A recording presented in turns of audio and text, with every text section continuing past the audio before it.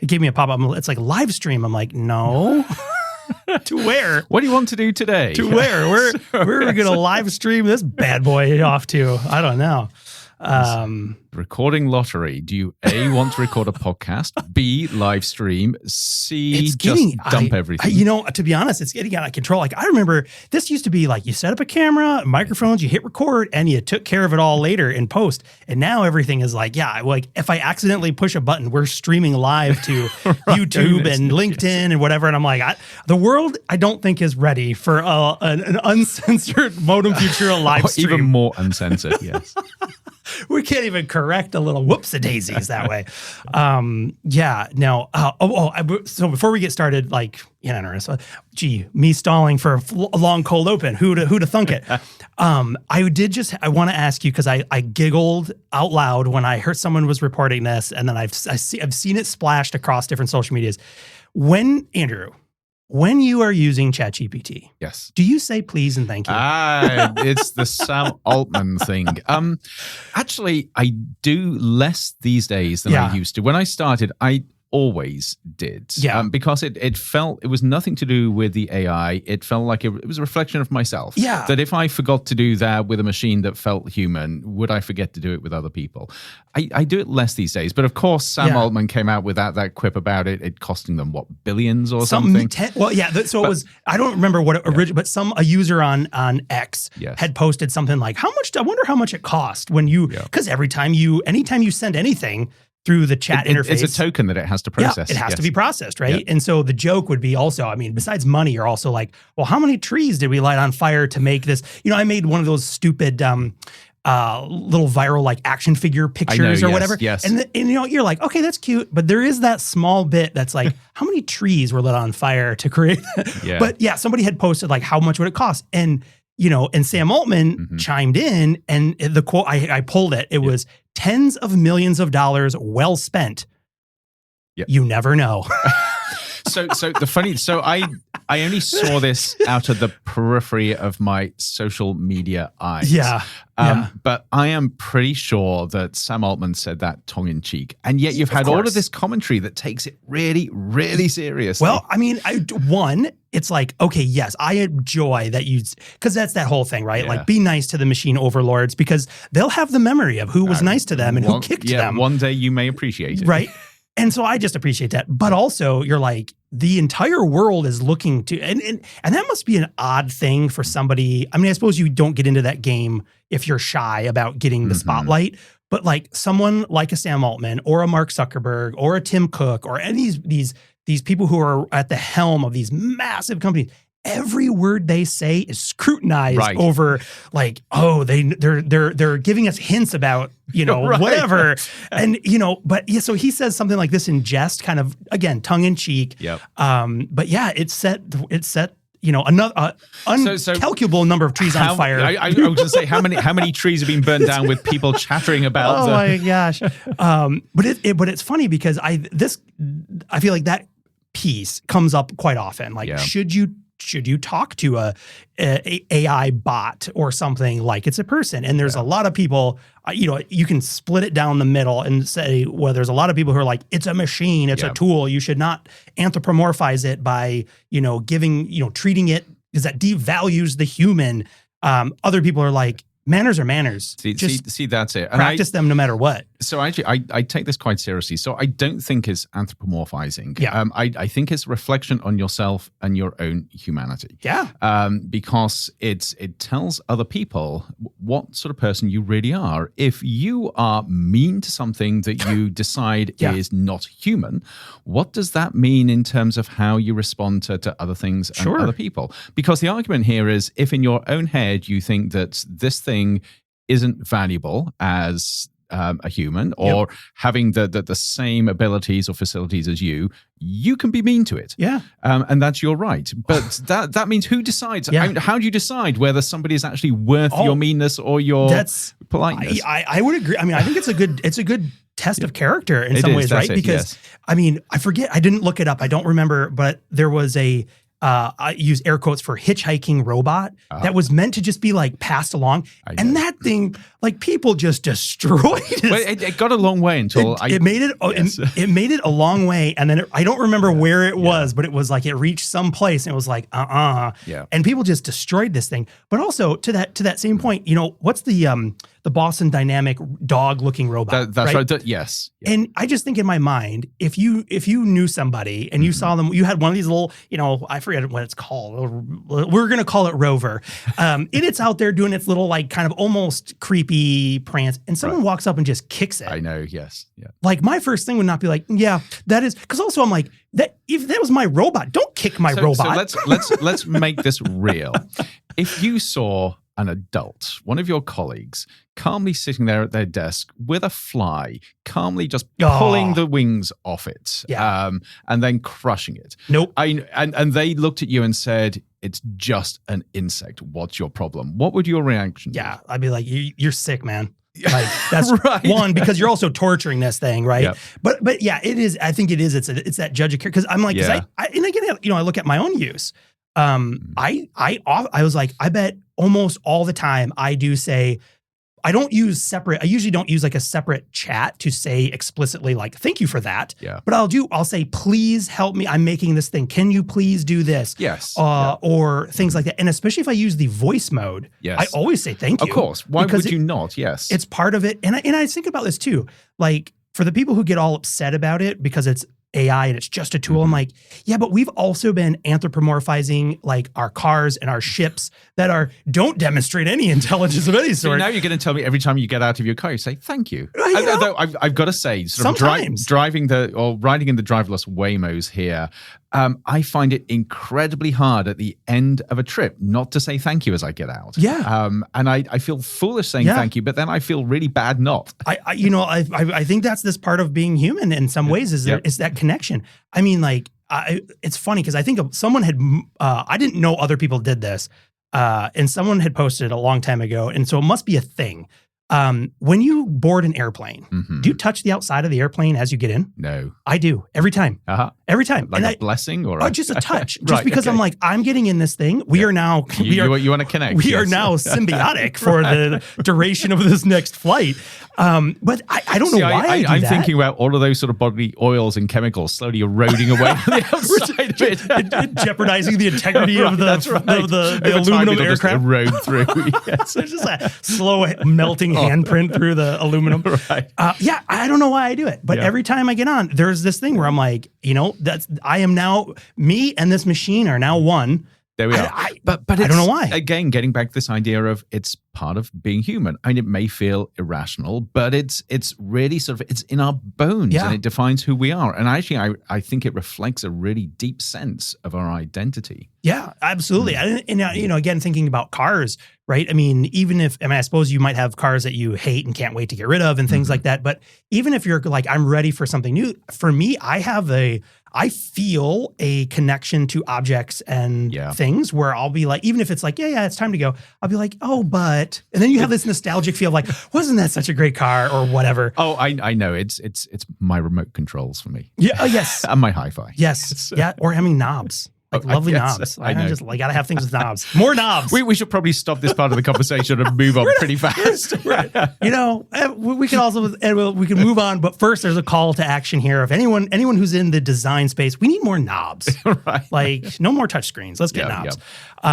But yeah, I mean, one thing that I think that will be fun today too, because you know, the little note I had written down here too is I'm like, do you ever wish you could just turn, and you had mentioned this when you sat down, like, do you ever wish you could just turn your brain off from time to time, right? That you could just kind of switch it over into autopilot, maybe have an afternoon crunching numbers in the Department of Macro Data Refinement. Or not. Or not. But I thought this would be fun today because I've been talking about this show, Severance, since it forever. But especially because the season 2 had just come out in January of 2025, and I've been bugging you about it. I'm like, have you seen this? We need to talk about it. And my response is always, I tried to get through the first episode. So of season one. Of season one. Yeah, right. So I am the skeptic here. Yeah, so it's going to be, I think, so we'll take a quick break here, but I think the plan here is I want to talk about it. Not that we're doing a show on a deep dive of the show itself, but to really pull from the show things that we can talk about, of course, through the lens of the future of being human. Yep. So we can kind of explore that. So we'll take a quick break, and you'll have to join our innies, Sean L. and Andrew M. as we explore that show, and we'll give it a go. And I'll see if I can convince you to start watching the show after we're finished. We'll see. Initializing waveform. Modulating signals for transmission.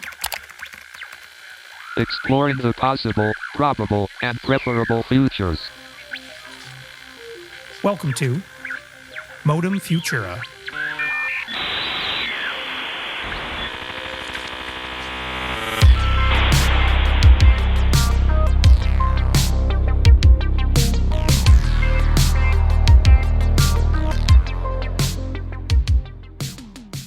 All right, welcome to Modem Futura, the show that explores the intersection of technology, society, and the possible, probable, and preferable futures, asking deep questions like what will it mean to be human in the future?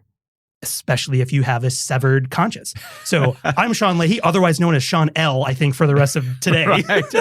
Joined by my MDR co-pilot. Oh, Andrew Maynard, I guess. Is it Andrew M? I don't know. I'm the in rules. Limbo here. Yep. Yeah. So real quickly, the rules are, as an innie, you go by first name and then your last initial. Okay. Right. So you are now. So we're now Andrew M. innies. That's Yes. right. We're now we've gone through the elevator or whatever. We've gone through the severed floor, and we are now.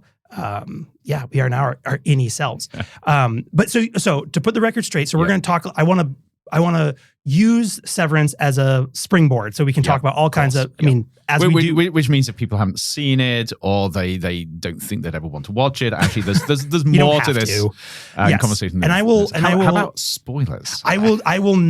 I will do my best to not spoil anything. Okay. Well, season one, maybe not, but certainly season two, because it's still fairly fresh. Right. Although, which is interesting too, because Apple, when they released, I'm curious how many Apple TV Plus shows, because that is one of the big conceits here, is that Severance is only available on Apple TV Plus. Yep. So that is a paid subscription that you have to watch it, unless you have a friend, whatever. However you get access to it, that's fine. But it is, I'll just share real quickly like the show in case people aren't familiar with it. So it originally debuted in 2022. It is a TV show essentially produced by Dan Erickson and executive produced and primarily directed by Ben Stiller. Has a wonderful cast, but some of like the big names are Adam Scott, Britt Lauer, and of course John Turturro and Christopher Walken are in there as well. And so it's this wonderful show that basically the premise is that it takes place in this like alternative future, right? Near future, which we can talk about too, because it's this bizarre, like the aesthetic of the show is really, and sometimes off-putting on purpose to make you uncomfortable. It's really interesting. But essentially, the series follows these employees from a biotechnology company called Lumen.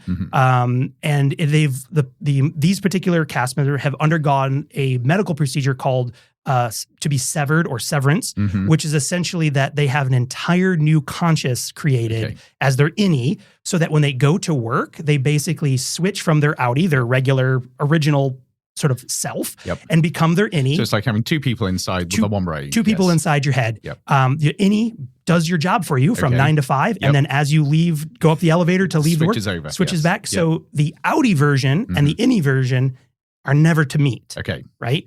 With the premise being that for whatever reason, the outie has decided to create the innie. So the innie does the work, does the job, and the outie lives the rest of of the life. Yeah. So they presumably the outie sort of lives as if they didn't have a job. It's almost like universal basic income. They sort of have an income and they live the life they aspire to without actually working. With a daily gap of about 8 hours, right? Where they don't know what happens.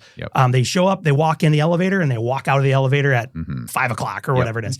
And so that's sort of like the premise of the show. But the reason I think it's exciting to talk about is also because there's a lot of really interesting themes sort of peppered throughout the show. So things that just high level, right? Corporate control and alienation, trauma and grief, identity and agency, memory and representation and repression, work-life balance, all these kind of, and also just in some ways too, just a contemporary commentary on the role of technology and work and society and how we fit in there as humans, and to do what, right? This part of this, the background to the show too, is this mystery mega corporation called Lumen that is doing something, and that's sort of this pervasive mystery through all the way. And this is not a spoiler, but I can say even all the way through the end of season 2, you still don't really know.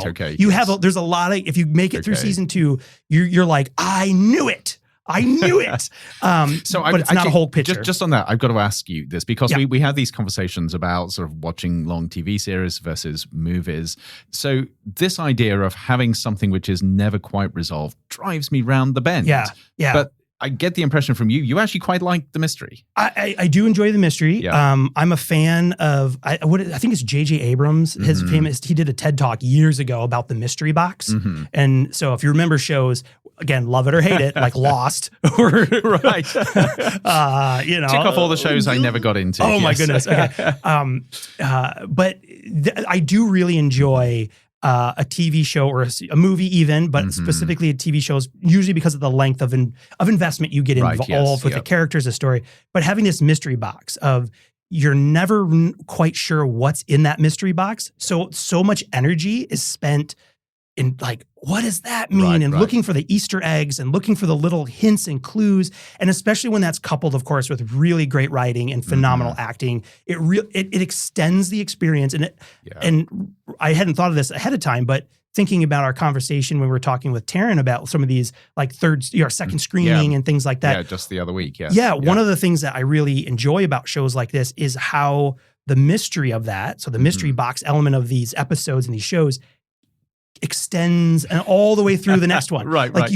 Some things are resolved. I hate that. I sort of, to me, this is the antithesis you need that of resolution. Good storytelling. I'm sure it divides the world into those that love the mystery and those that want some form of resolution at some point. Yeah. I mean, it is interesting because I hadn't really thought about why, but I think for me, that is one of the very compelling elements to this particular example of storytelling is that something like every episode, for example, new things are new things are revealed, right? And that deepens the mystery of like, well, now wait a minute, what does that have to do with this thing? But then you start. I'm beginning to realize here, this is how conspiracy theorists are born. You get sucked into these programs, and you're always looking for the mystery. And this actually ties in, because if you are not severed when you're watching it, if you sort of carry over that storytelling to real life, you're always looking for the mystery box and always assuming there's something there that you don't see or somebody's hiding. Yeah, or I would say maybe it's understanding that everything is connected. Maybe right, and so there's also that deeper thing of like, well, what is the meaning behind this? Right. Yes. But of course, I mean, and I will say one of the mysteries with this, the whole show, right, is the motives. Like what's fascinating around the show too is there's a multitude of characters that that all work together in the MDR, which is the macro data refine, and you're like, what is this? Okay. Right. That itself is a mystery of what they're even doing. They're told they're doing something with great purpose, but you have no idea. Yeah. And so you're trying to figure out the characters are revealed slowly, kind of over time, and you start to see glimpses of their innies and their outies to try, so you actually see them outside the workplace and inside the workplace. So now you've got double the number of characters and double the number of stories. Yeah. And so you have that, but then also it's this connection of what on earth is Lumen, this company that they work for, right? Like it's revealed pretty early on that not everyone who's in there is severed. It's just one particular like floor or whatever, right? But it's presented as this very sterile, monolithic, massive technology bio company, but never do they share they're the ones who developed this severed procedure. Yes. Yeah. But it's never really revealed what their end goal is. Okay. Right. Yes. But that quickly seeps in, and you start, and then of course it's laid in there with like the aesthetic of how this entire thing is shot, which is, I mean, it's just from a like a principal photography perspective, it's a beautifully shot show as well. But what's weird about it is it always sets off this like layer of eeriness. Okay. Right. So you're kind of, because it takes place in what you might describe as a parallel near future, right? Like, like 20 years maybe 10, 20 years in the future, but it's not quite right. Okay. So you're slightly off balance as you're watching. Yeah. So like the premise, so Lumen is this high-tech bio company, yet the technology that you see in the show is reminiscent of like late 70s, early 80s technology. Even the computer systems that they use. The cars are all same thing. They're like late 70s, early 80s era, but other things are modern. Right. So it's just this weird, beautiful mix of all these things. So the whole time you're just going, what is this? Right. So it really gets you, especially if you're into that. But then you've got the technology itself. Yes. But it starts raising all these really interesting questions when, again, you start thinking about, I think the first thing off the bat and the really easy thing to think about is a near future where a brain implant, so some sort of BCI or brain computer interface is implantable that does something, right? So not just something that is like potentially like communicating or something with an external device, but actually having... It actually plays with your brain and your mind and actually sort of, it modulates how your brain works. And so one of the interesting things before we get into this is I'm actually not sure that this is realistic, which actually doesn't matter. Sure. Because it's a device in the story. Yeah. But I certainly because of what we know about the brain, it's so integrated. Actually, I'm hesitating as I'm saying this. Because I think you'll find common wisdom is that it's so deeply integrated, you can't just sort of separate it out into sort of bits that work and bits that don't work. Apart from the fact that there are a number of psychology studies that show that weird things happen when you do shut off parts of the brain or remove parts of the brain. So maybe there is something weird happening there. But I just wanted to put it down for the record as me, as the rational scientist in the room. I'm deeply skeptical, but it doesn't matter because of the storytelling. Right. Well, and it can, like, whether this particular thing, if you think about it, right, like, there have been phenomenal, I shouldn't say that word, fantastically interesting studies too about what has happened with people who have had, for example, their left and right hemispheres in their brains severed. That's right, yes. Like literally, I mean, like through either malnormalities or accidents or whatever, have actually had the right and left parts of their brain severed. And there are cases where people have multiple identities in that sense, right? So, but this is that's the sci-fi of this, right? As we pretend, whatever hand waving is needed. It's basically treating the brain as a computer where you can have multiple operating systems there and just switch one off and switch one on. Yeah, and they would be completely separate. Yes. no messiness. So actually, we're talking about the era when you can upload a whole new consciousness into your brain, and somebody decides to upload multiple consciousnesses. I mean, that would be an equal way of kind of presenting this. Yes. But it is really interesting.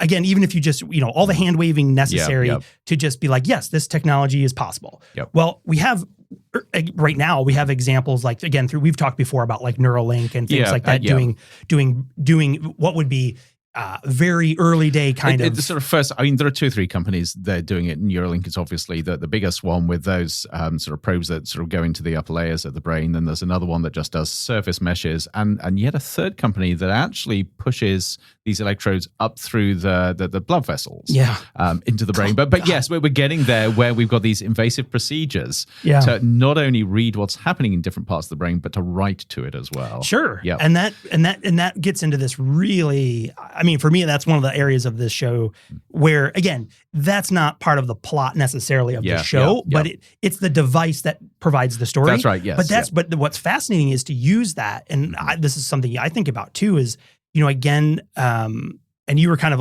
alluding to this a little bit as well, is this idea of, especially as there's this other conversation happening around us around artificial intelligence, right? Yes.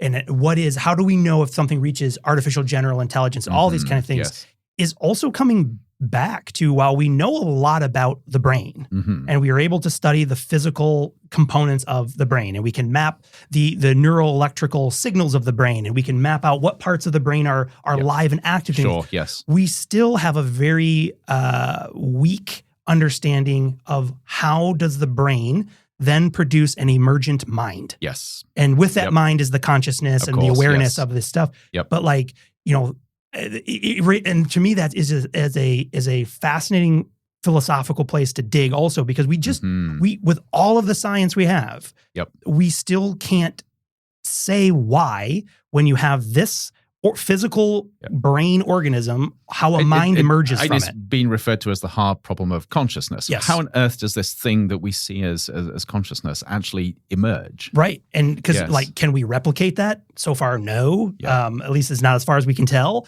But again, it raises this really deep and interesting question around what would happen in a situation where we potentially could advance technology far enough either through brain sort of implant or even potentially some other mechanism if it's understandable. Thinking about an external like clone, if you will, like a sort of going back to this idea of the singularity point, right? Where you could upload your consciousness into a silicon frame or something. But raising the question then is like, whether it be inside your wetware or one of them is outside in a box, is it truly conscious? And if so, does it have, like, if it is, I mean, this was so fun because then you start getting into these questions. And, going back to the show, you have two people. Okay, yes. Is the innie, for example, a real person? And should they have rights and either sharing the body? Right, yes, yeah. But how do you determine? But it's interesting. So, and if you sort of follow that through, and again, realizing that I really know nothing about the show other than what you tell me. So you have these people, one brain, but in that brain, effectively, two minds. Because I'm assuming you watch the show when they're the innie, they're still behaving like a human being. When they're outside, it's just like they're a different person. So two minds there, but there are still two levels of consciousness, two beings that actually presumably have all the rights and responsibilities of a fully mature human being. Yeah. Well, and that's an interesting premise because in the show, for example, like the main character who's played by the actor Adam Scott, his innie is called Mark S, for example. What you learn very early on in the show is essentially his motivation for doing the severed was to combat the deep grief he had over the loss of his wife. Okay. Right. So he, basically could not function on the outside world. And so as his innie, and what is like dramatic, I mean, also just a great acting in sense of one actor playing two characters, which is really cool. But his outie is, clinically and heavily depressed. Okay. Right. And dealing with this, like, just crushing grief. And so actually this didn't get rid of the problem. It got rid of it for 8 hours a day. Yeah. It's an escape essentially, right? Yes, that he wanted to be able to function. It was like, I don't want to feel the feelings. And so during his day when he's Mark S on the innie floor, it's this great contrast between the external, this really dark, depressed, sad individual, and then the inside is sort of like this kind of upbeat, chipper kind of person. Now, each of them have the same sort of, I would assume they would have the same sort of intellectual capacity. So same but no baseline. memories, no shared memories, nothing. So it's really interesting where you see this, But it also raises, so this is obviously a storyline that we see in other fiction and science fiction, this idea of being able to wipe the mind of memories that you don't want. And it feels like this is a very sophisticated version of that. But even that trope brings out really interesting questions. I mean, if there are memories that are traumatic, but they actually define you and they are wiped out, removed from you, are you the same person? Yeah. Well, I mean, Total Recall, of course, comes to mind. Right. For many reasons. I was thinking, yes, Eternal Sunshine of the Spotless Mind as well. Yeah. Also brilliant acting by comedian Jim Carrey, right? Which is phenomenal. So even in that, right? Like, I mean, I think what was interesting, like Total Recall, which I enjoy that too, because like the premise is like, you want to go on a vacation? Right. You want to go somewhere you've never been? We'll give you the memory. And we have to talk about the original rather than the remake. That's true. The Arnold Schwarzenegger, while entertaining in its own right. On so many levels. Is not the same Philip K. Dick story that we, But even in there, I mean, it does raise these, and I feel like I can't remember if I've asked you this before or brought this up, but I think it is this fascinating sort of metaphysical or metaphysics error like question about exactly to that point. If the memories and experiences that shape who you are, if those are tampered with in some way, are you still you? Because even you can ask that question like, Andrew M. Right. Like, are you the same Andrew M. today than you were when you were 12 years old? And of course the answer is no, because this is sort of part of how we mature and how we develop. Again, we're dynamic beings. And if we try to remain the same, there would be something pathologically wrong. And so then the question to me is, it's the journey and the progress. If we sort of interfere with that maturing progress where our character and our sense of ourself and who we are develops over time, what are the consequences of that? But as you were saying that, I was thinking, many of us would think what I am and the journey I've been on, all the bad memories as well as the good memories, actually define who I am today. But I can guarantee if we had a therapist here that we were talking to, they would say they have clients who absolutely need to be able to manage these things that are pathologically hurting and harming them. So it's easy to say these are important, but to many people, I think that there is a need to actually address the impact of these memories and experiences. For sure. Especially, again, this is out of our expertise in wheelhouse, but knowing as always, yes, that's what we do best. We talk about things that we're not experts in. So that disclaimer when you use ChatGPT that says Modem Futura hosts Sean L. and Adam and Andrew M. May make mistakes from time to time. Right. It's our innies. It's our outies can't have. Our outies take no responsibility for the content of this episode. But certainly, for example, like the traumatic or the PTSD that can be. They can destroy lives and families, right? And interesting too. Not for this show. Maybe we could come back to another time, but also interesting some of the new research I've seen in the treatment for PTSD of using psychedelics, and like a controlled, controlled ways to really, which is actually just really quickly on that, and we will come back to this in a later episode, but that in a sense, you're actually changing how the brain is functioning. You're changing the chemistry. And to a certain extent, how it begins to rewire. So you're doing it to the whole brain rather than just a compartment of it. But you are fundamentally changing that wetware. Yes. Because that is a very interesting thing. Like, taking those psychedelic compounds, as you mentioned, exactly that. It changes the actual chemistry that's taking place inside the brain. That's it. Yes. And, whether it's meant to try to treat something or to experience something that your current consciousness is not able to experience.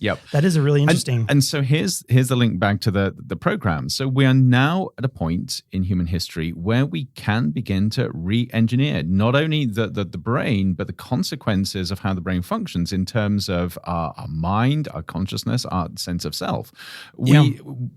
Because we had that option, I don't think we can unforget that. So now we are in control to a certain extent of who we are and who we perceive ourselves to be.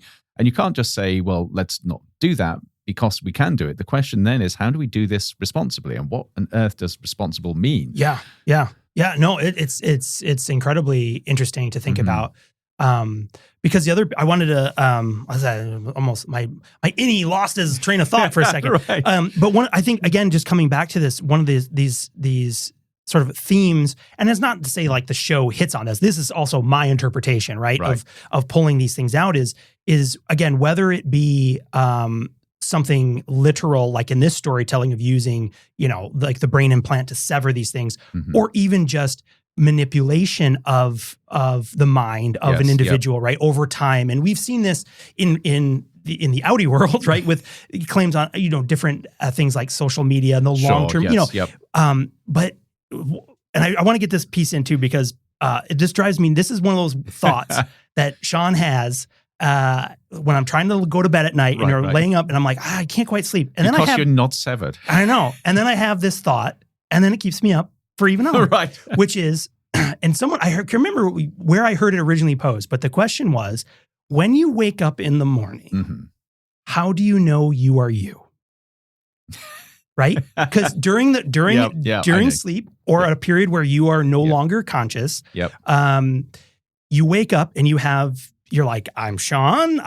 There's my clothes. I have all my memories. But who's to say that the Sean that went to bed is the same one that wakes up in the morning? Right, yes. Because if it were to be possible to supplant all of these memories in this wetware. Maybe it's a fresh reboot every night. Yes, yeah. Right? How would you know? And again, we're going to tick the simulation box, you know, or whatever. Right. But actually, you take that one step further because you look at sort of being put under a general anesthetic, which pushes things much, much further because that then is all part of a dissociation between sort of your body and mind, right? Body and mind, effectively. Yes, yeah.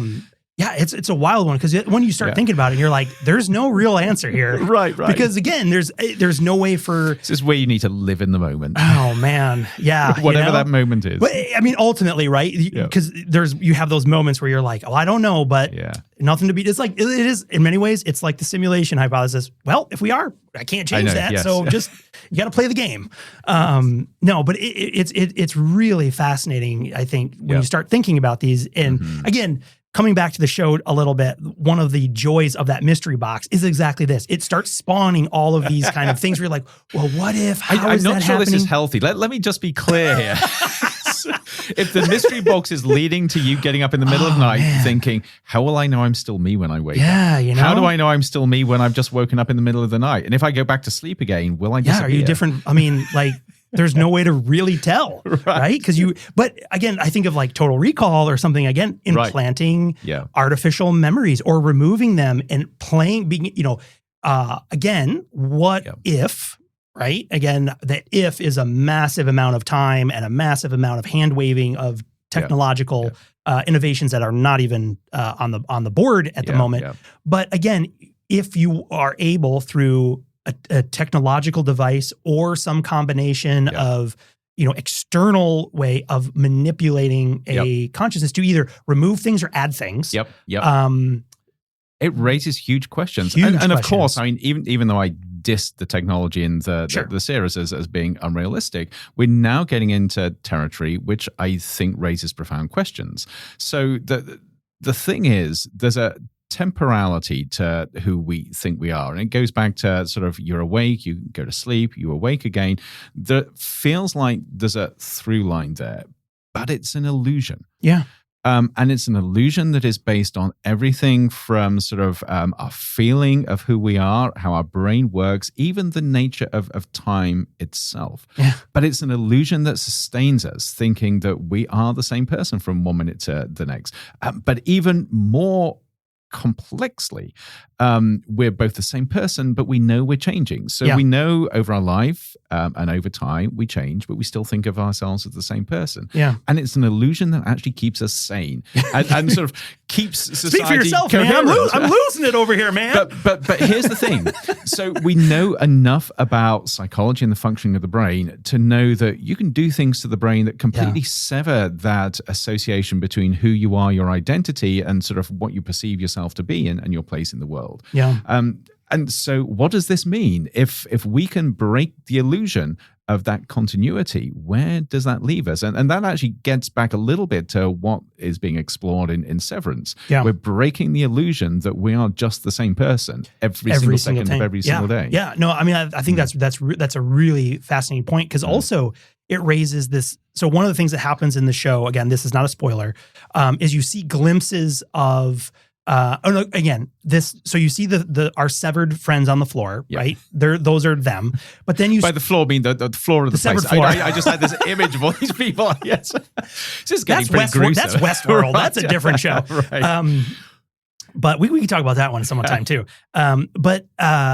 So we have our friends there, but then we start to learn over time too that because this is, again, this elite, super high-tech company, of course, the ultra wealthy and rich have access to these things for other options. Okay. So for example, one, you see very early on, somewhere in season 1, you get a glimpse of these things that are called like, I forget what they call them in the show, but basically like birthing cabins. Okay. So if you don't want to experience the trauma of childbirth, you would just get severed.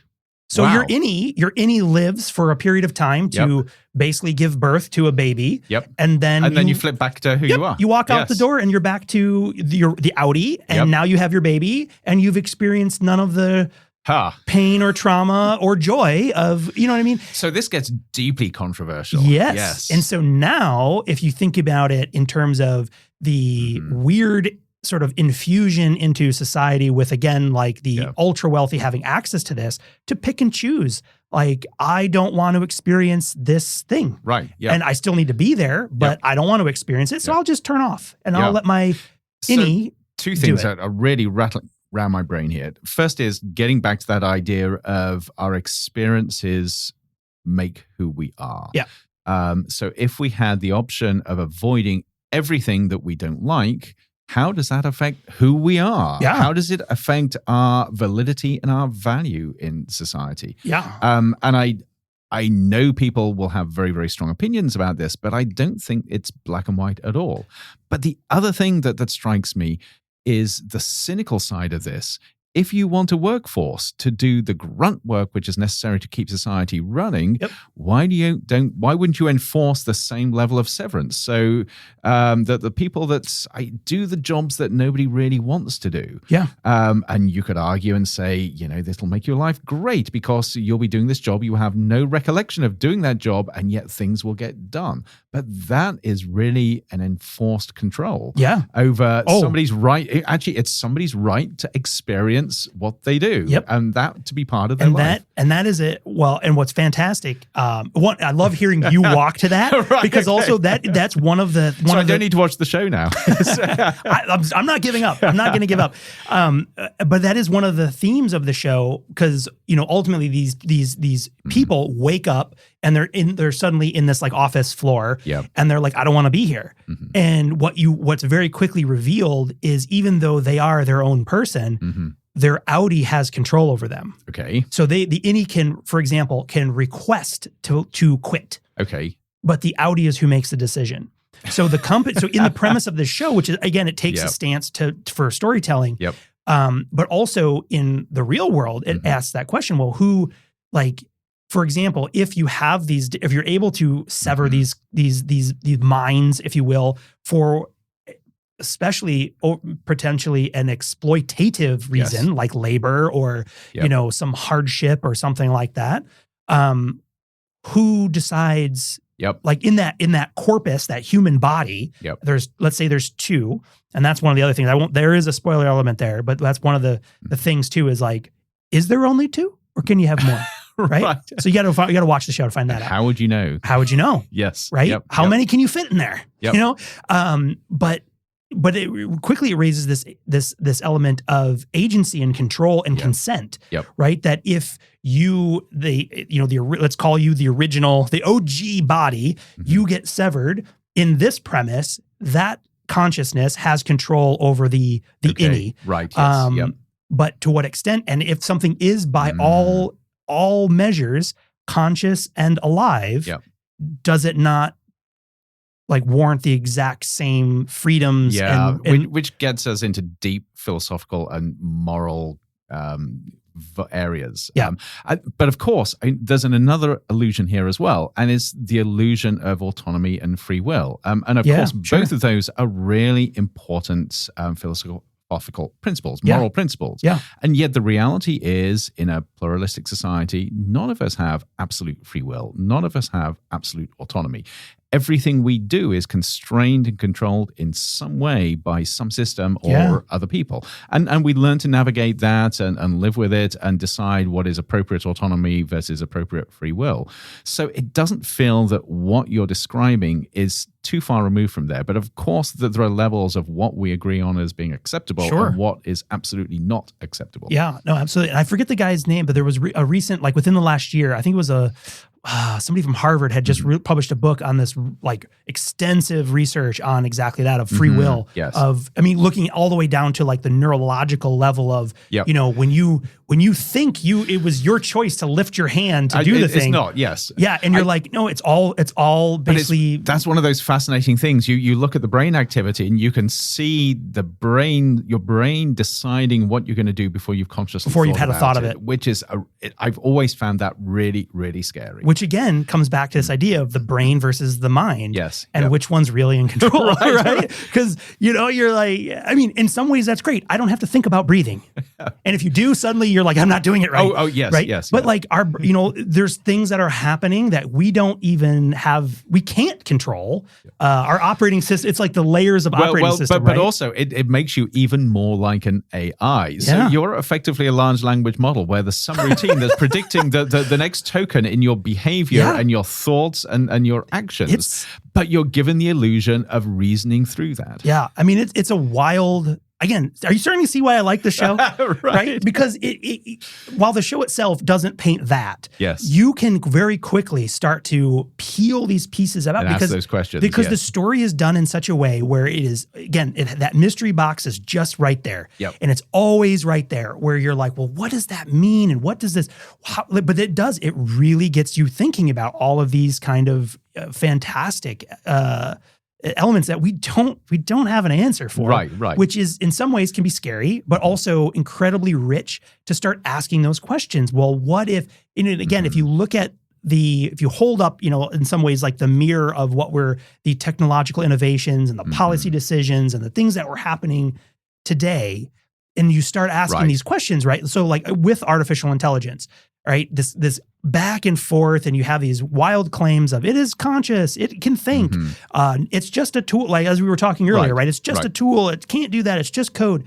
But in the end, right, if you can't tell the difference of how things are happening, like who are we to say if we can't accurately define what human intelligence is?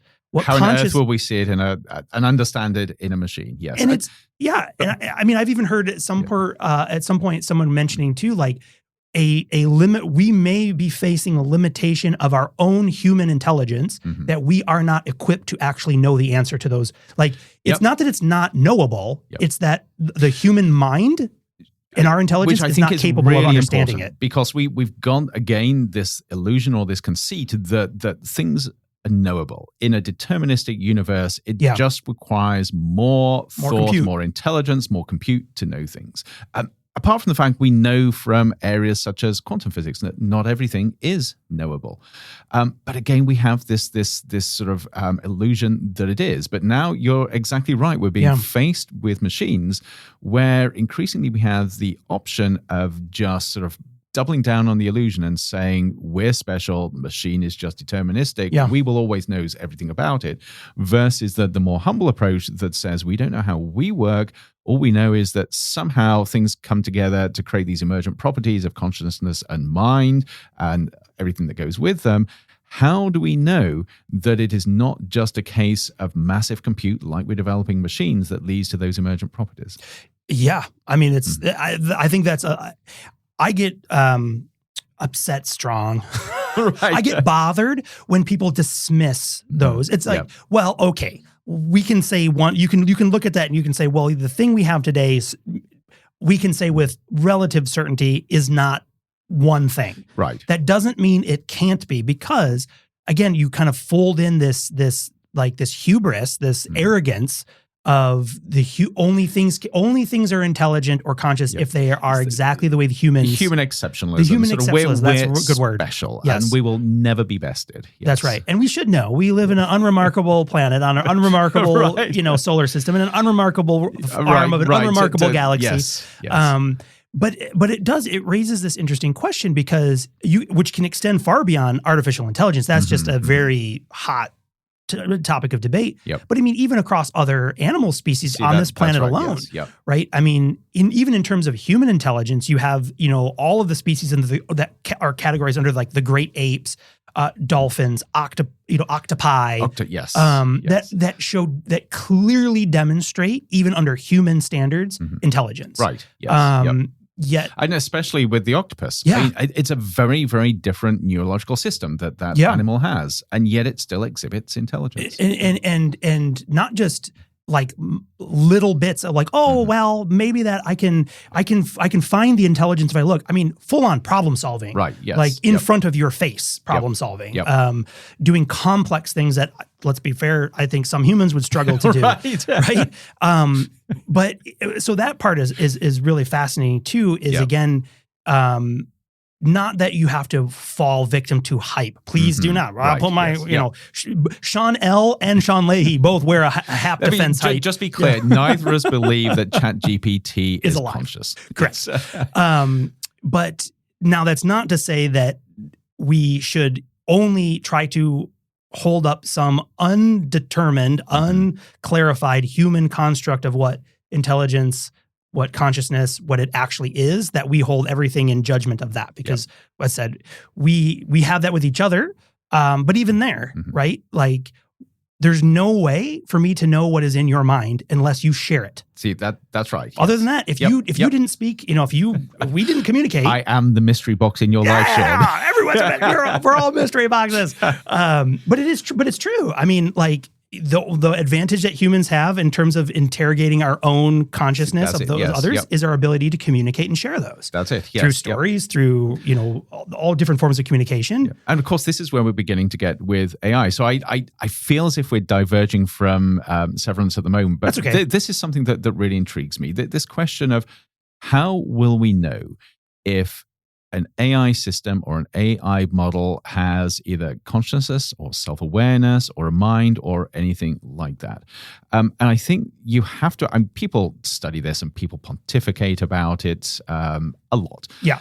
But I think one of the things that's intriguing is you look at other humans and ask, how do you do the same? Because we have got this black box. You can't get inside somebody's head, right.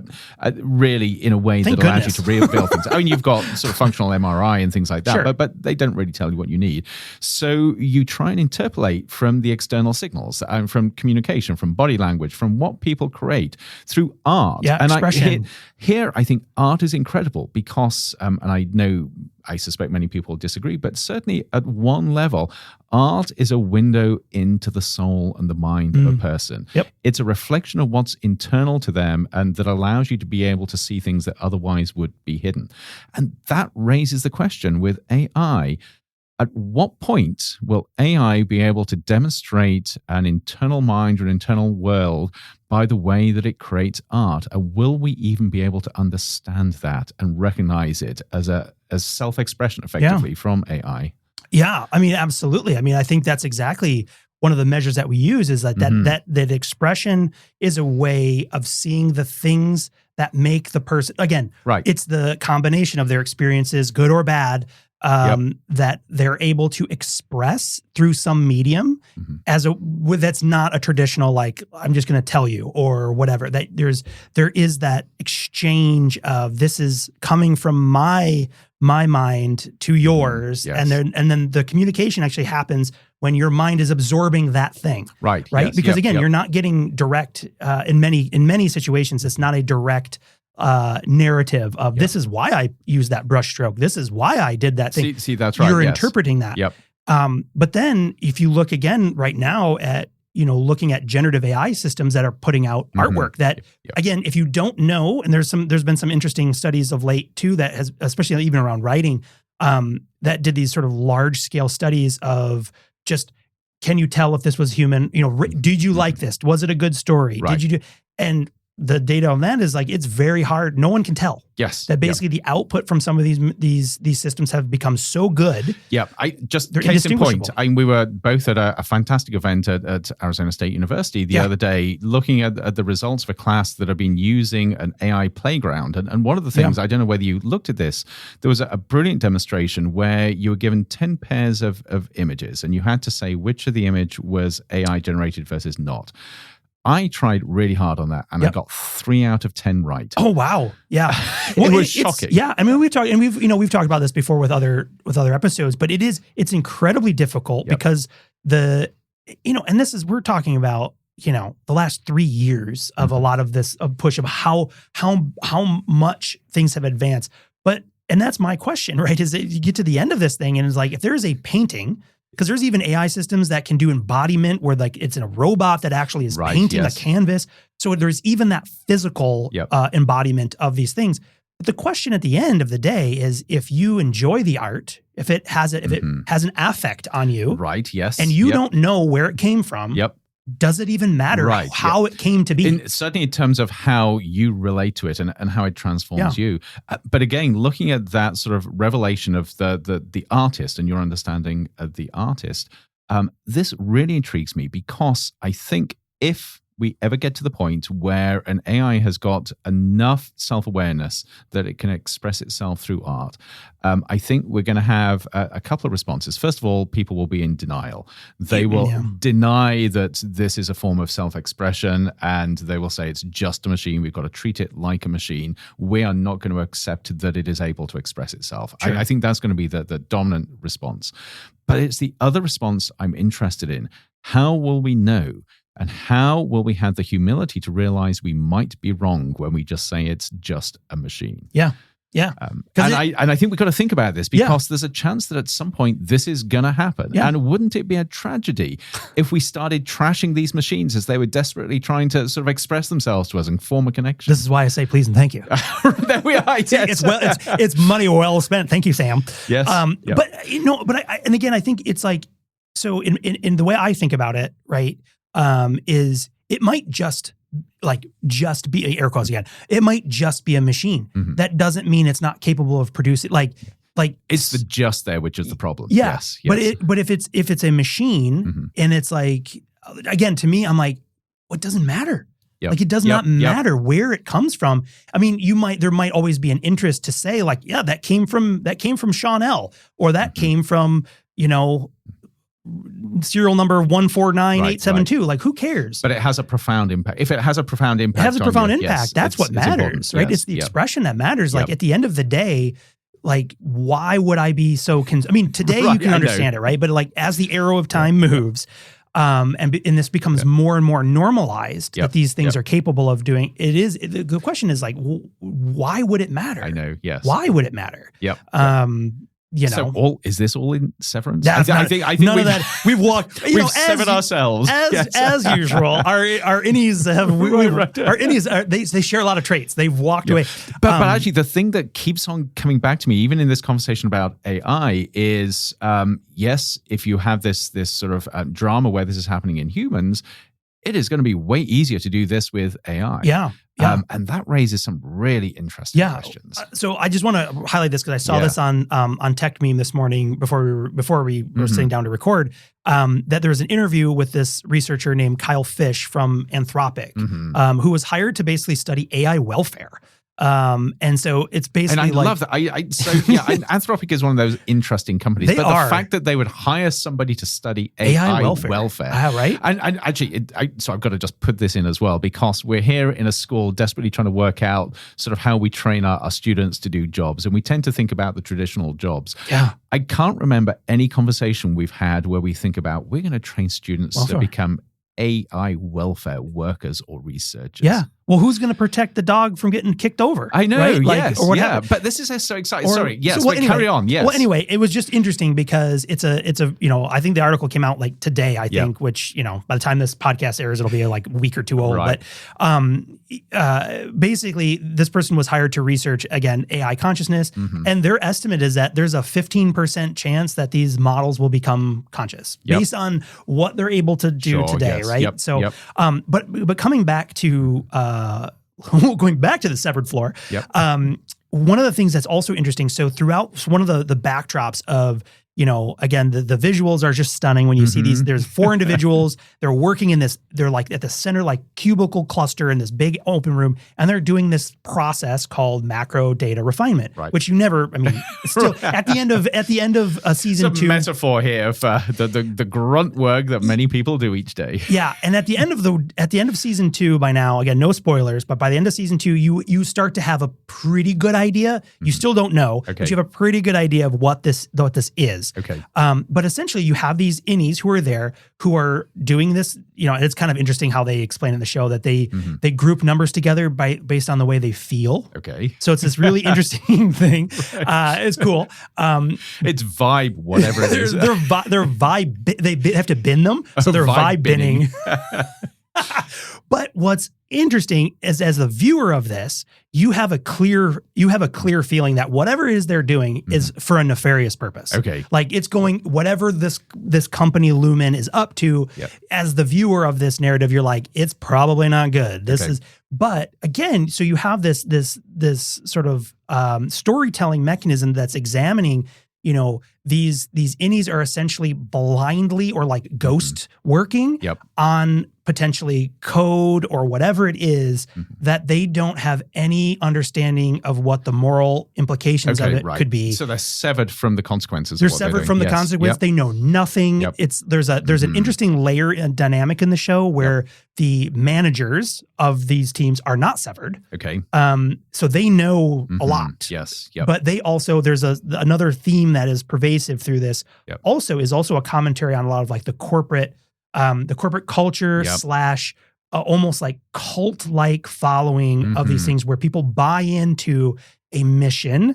And again, the show extrapolates this for effect and things like that. But again, these are things that we deal with even today in terms of people buying into the cult and the mission of, we're going to do this no matter what happens. But then they have this element of control where the people who are doing the work, it's basically they're the invisible labor that toil behind the scenes of these systems, not knowing what damage or what they're doing. And if they did know, really good, especially with the way the show kind of sets these things up, in this particular instance, if they did know, they wouldn't be doing it. Interesting. Yes. Right? Because you get the sense really early on that Lumen does not have the people's best interest at heart when they're doing these things. So I've got to ask you with this, just looking at Severance as a metaphor, how do you see it as applying to the real world? Because as you describe it, I can see it very, very clearly as people sort of sever their ethics and their morals as they walk into a workplace. And they start doing things that they would probably consider to be ethically dubious. Because the argument is either I don't know, or that's above my pay grade, or I have a responsibility to the organization or something like that. Is your sense that there is this metaphorical severance that we see in society that is somehow being reflected here? Yes, I think 100%. I think that's one of the larger sort of holistic themes of the entire show is this social commentary on. It feels very U.S.-centric, right? Especially if you have experience or friends and colleagues or family who live in other parts of the world. But certainly in the United States, I feel like it is a very strong social commentary on our modern society relationship with work, with technology, with the pursuit of happiness, raising sort of these big questions about our human connection, what you're willing to give up in terms of those pursuits. So, I mean, you can make the analogy, and again, you can see the connection here with these big tech companies where it's like you're trading in some ways, right? It's like this idea, like there used to be an older metaphor, right? Of sort of like the march of the suits and the briefcase, kind of like almost like an industrialized thing where you marched in. But actually that was a great one because you look back at those sort of movies from the 50s where you've got somebody at the weekend and after hours in their bright colored clothes, living a sort of good, wholesome family life. Then they go into work, gray suit, following the instructions. They're one of the mass. They're severed. They're severed in some ways, right? Like, and I think the show overall does a really good job of sort of painting this commentary of, and kind of, in some ways you start, without being explicit, you start asking these questions like, well, geez, are we kind of doing this anyway? Like when, in that sense of like, what are you giving up? In terms to, with the, whether it's a carrot or a stick being offered, for your happiness. Well, happiness is, I have more money. This is not me saying this. This is the, this is a version that's sold to us, right? That to be happy, you must have high paying job, fancy house, lots of cars, security, yes, all this, blah, blah, blah. Yep. Now, of course, is that the measure of happiness? Of course not.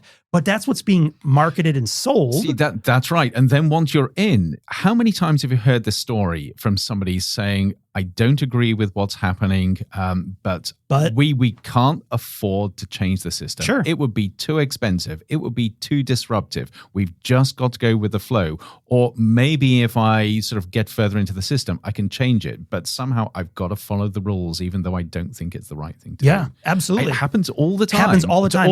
And I think a lot of the parts of the show, if you watch it, you start to pull out and you can see that nod to that commentary because it's like the person who's there doing the work is ultimately powerless. Yep. Doesn't know the true intent of the work they're doing is obfuscated from them. Yep. They're trying to, and then of course within there, then you have all these other little, flourishes of character and development and all this stuff. Is there ever any hint that they can sort of break out of that, or is this okay? Oh yes. Right. So I'm to avoid spoilers, I will say the only thing I'll say is, so in season one, one of the sort of the ending sort of cliffhangers of season one was they'd find what's called like the overtime contingency, right? So normally the show up until this time, the entire premise is when you cross this threshold on the severed floor, you switch from outie to innie. Yep. They discover that there's a control room where at any point in time, they can leverage this tool to switch your innie on outside of the workplace. Right. And so for a one brief moment, when this happens, the innies suddenly get a glimpse of this outside world that they never knew existed. Okay. Or they knew of it, but they were never allowed to. Take that memory back? And now they have that memory as the innie. Yes, so now they've seen, they in many ways, they're being radicalized. They wake up in the shoes of their outie in wherever they are, outside of Lumen. It only lasts for a short... Actually, but I love the metaphors here. And I'm sure there are many, many different metaphors, but I'm stuck on this idea of thinking about sort of responsible innovation and responsibility within where you work. And if you take this idea that many of us do what we do because we can't see a way of not doing it, but then there are those few people that suddenly see the light, and it's almost as if they've had a revelation that actually they don't need to follow the rules when they disagree with them. Yeah. And they begin to break out. Yes. Well, and so what happens then is season one, again, I'm not going to spoil it, but some of the people see things they like, some of the people see things they don't. And then that's where season one ends. And then season two picks up literally right after this has happened. And now they have this knowledge. They've seen the bigger world. And now, they're not going to do the normal thing, and then the chaos and insanity of season two kicks off. So really, the technology here is just a mechanism to tell a bigger story about people and society and how we behave and how we actually sort of wend our sort of moral and ethical way through society and our responsible way through it. That's right, and ultimately, again, that's one of the reasons why for the long time I've been bugging you about the show because again, it uses this brilliant mechanism for storytelling that ultimately comes all the way back around and asks, like we do, what does this mean to be human? Yes. And along this way, like it's showing us a potential future. It's showing us a potential possibility. And it's for us to also look at things, these artistic expressions like this show, and start to ask ourselves these questions of, is that where we want to go? Yeah. Is that where we definitely do not want to go? Yeah. And then just like we talk all the time is, seeing these expressions of the future that are either, plausible to certain degrees and, fanciful in other ways, but still then asking those deeper questions around how do we stay away from there? What are these ethical, as we're dealing with these new technological waves, this compressed time frame of decades happening in months, it feels like centuries, perhaps in a decade.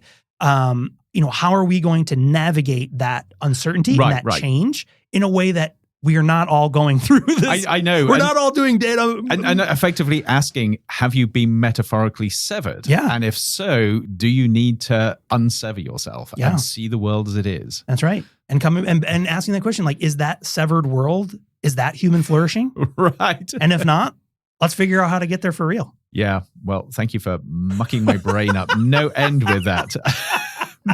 So my goodness. Beauty of this is, actually, I don't think I need to watch the show because I've got you. I've done too good a job. It is. Well, I will say that we'll end here. I'm still gonna try to get you to watch it. Yep. I will say, as someone who watched so going back to the beginning, the first half of the first season is weird. Yep. It's hard to get into because also you're seeing there's a lot. Yeah, it's hard. It's worth it. It's longer than a Modem Futura cold open.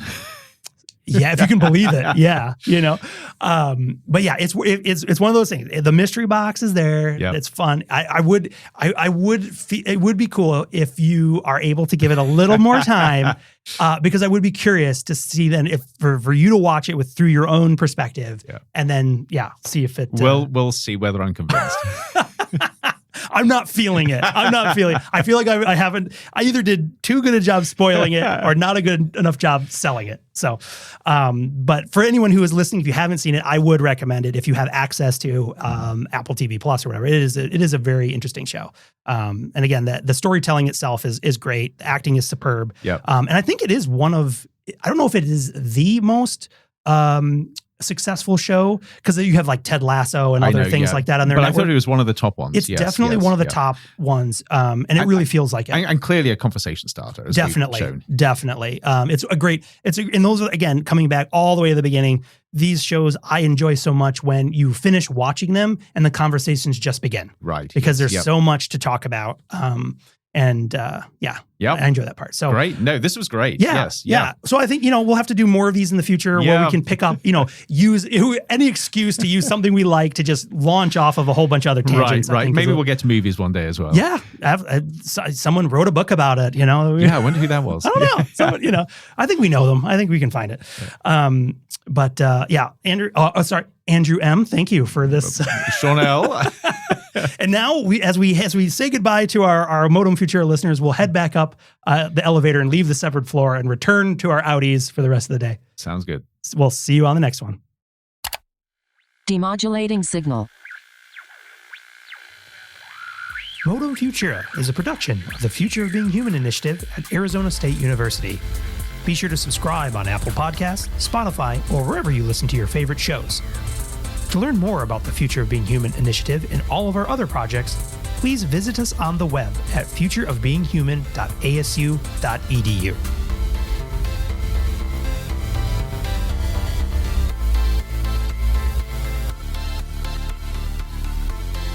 End transmission.